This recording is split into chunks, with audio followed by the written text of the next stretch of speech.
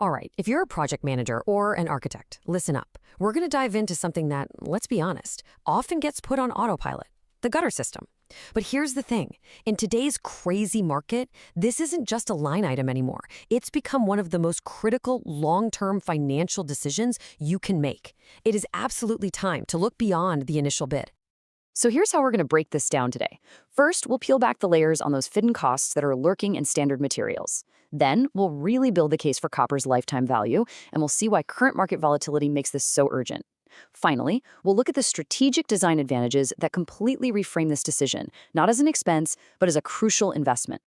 Okay, so first things first, we have to completely change how we think about this part of a project. You see, standard gutters, they are not a one-time cost. They are an ongoing operational risk, a gamble that's baked right into the building from day one. And that really brings us to a huge question you should be asking for your clients and your projects. I mean, is it possible that this seemingly minor detail, this thing we barely think about, is actually a predictable point of failure with massive, massive downstream consequences?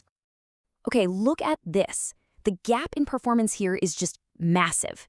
We're not talking about a small incremental improvement.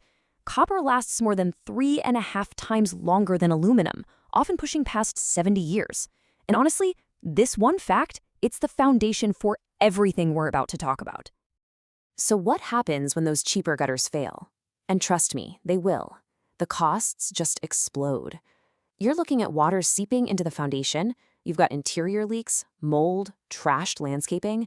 It's this domino effect of expensive problems and, let's not forget, tenant disruptions that just keeps repeating every 20 years.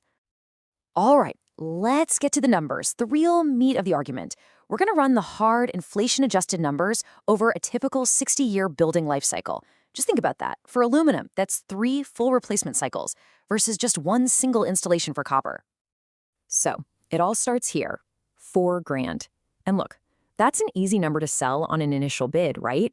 But what you're really looking at is the first payment on a very, very long and expensive subscription. Now, flash forward 20 years, and boom, the first hidden bill arrives. Even with a pretty conservative 3% annual inflation rate, that replacement cost has almost doubled. This is where those hidden costs start to become very, very real. Okay, let's jump ahead again. Year 40. Remember that easy $4,000 decision? It's now snowballed into a liability that's almost $13,000.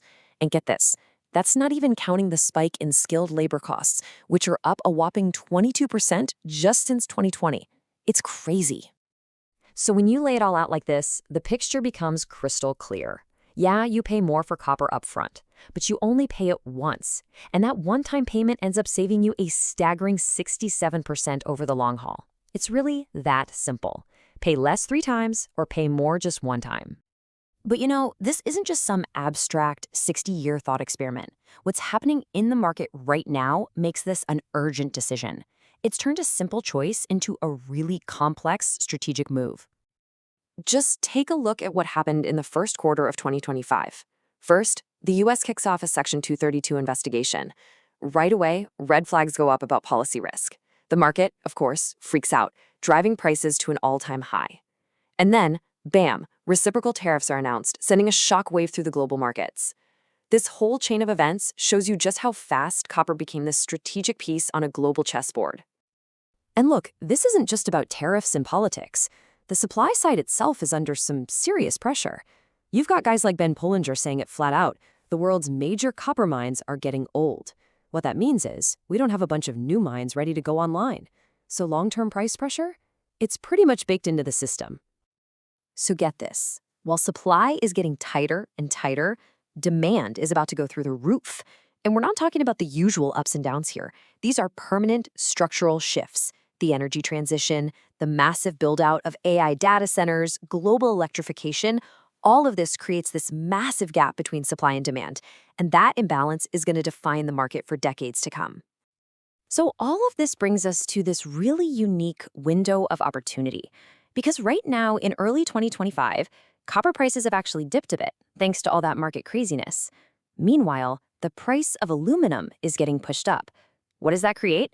A rare, and I mean rare, window to lock in copper before those huge long-term trends really kick in and send prices soaring. Okay, let's step away from the hard numbers for a second and talk about the other benefits. I'm talking about the stuff that goes beyond the balance sheet, the things that architects, high-end clients, and anyone concerned with property value really, really care about.